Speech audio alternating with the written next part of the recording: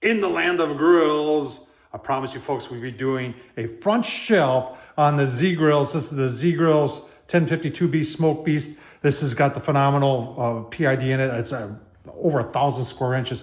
Thing's a behemoth, and I've already painted it and done a chimney. I'll leave a link down below to review to all that. But today's all about the front shelf, and this is a dandy, folks. I tell you what, you're gonna like it. Let's get started. All right, let's get started with the shelf mod. If there was any criticism of this grill, is the lack of a shelf. You do, and I have, put stuff on top of the lid. Other than that, when it comes to cooking, this thing is, well, they call it the Smoke Beast, and it is a Smoke Beast.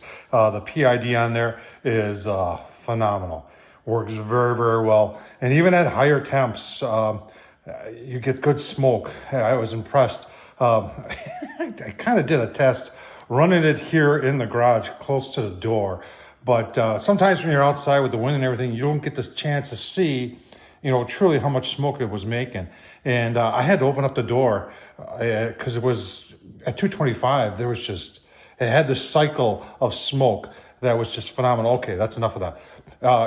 I'll leave a link down below to the mods. Obviously, I have painted it. I have put a chromie stack on there, folks. And I'll leave the purchasing link if you want to pick up one of these. I think it's one of the best deals on the market for 1,000 square inch PID controlled pellet grill. But let's start making the shelf. All right, so why did I choose to put it down here as opposed to up here? And a lot of it has to do with having clearance, especially with your handle. If you're up high, then this part of your shelf is not usable. But when I got it down lower here, then I can still put stuff and have the handle down. So if you're asking why did you put it down so low, that's why I put it down so low.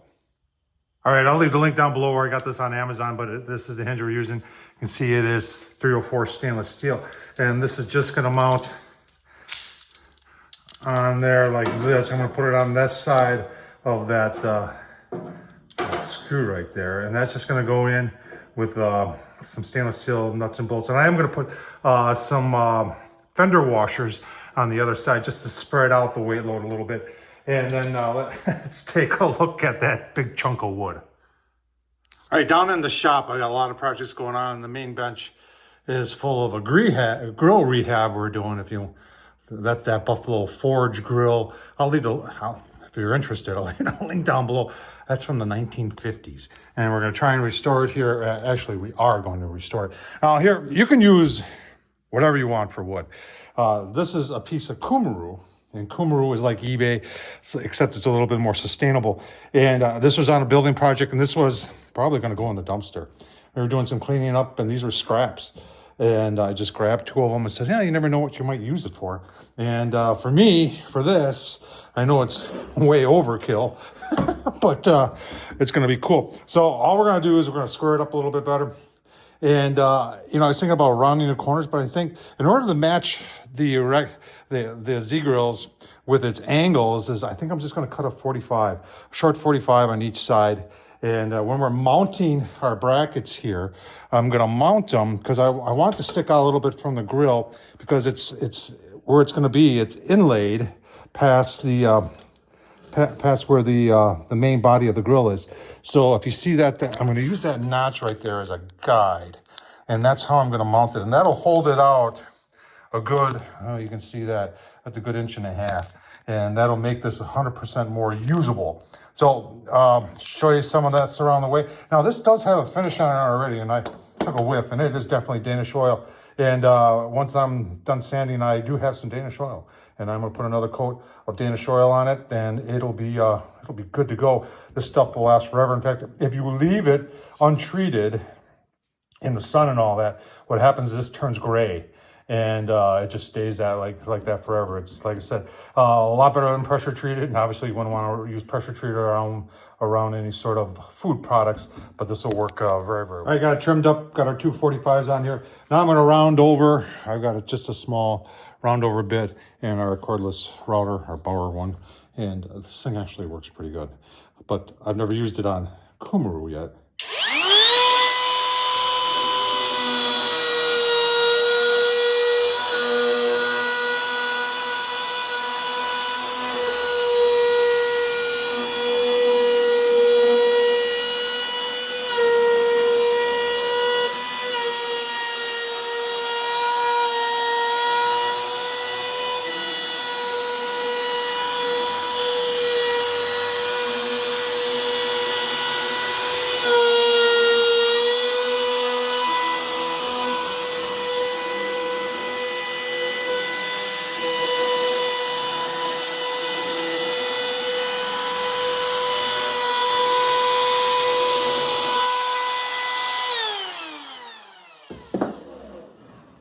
Just like that. Do the other side, do a little sanding. Get some more Danish oil on there. Good to go. All right, sanding complete. I started with an 80 grit.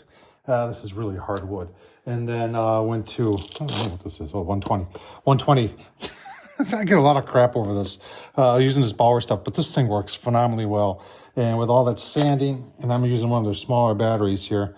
And yeah, we're down to 1 dot, but that was hard sanding for about at least 20 minutes.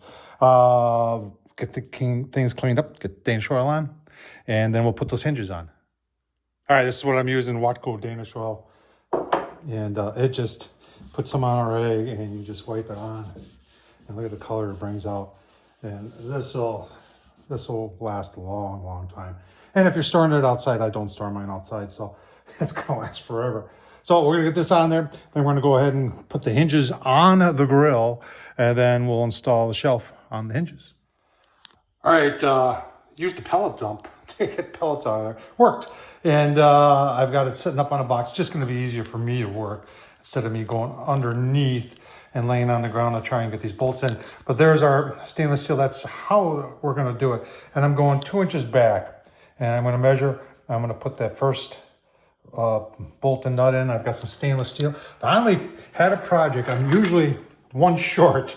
And I found enough of the nylon lock washers and washers, everything's stainless steel. So it'll, you know, it's gonna last forever.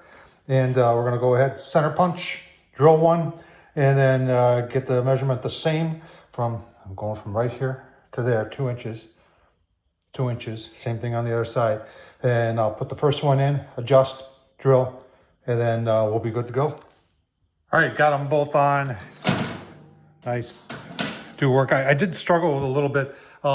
If you see the angle here, that first screw, I had to go down the basement. I found 2 shorter screws, but even then, getting my hands up there with that nut and the washer were difficult. So I took my wrench here and took some painter's tape and stuck my nut down in there and then just wrapped this up so it would hold the washer.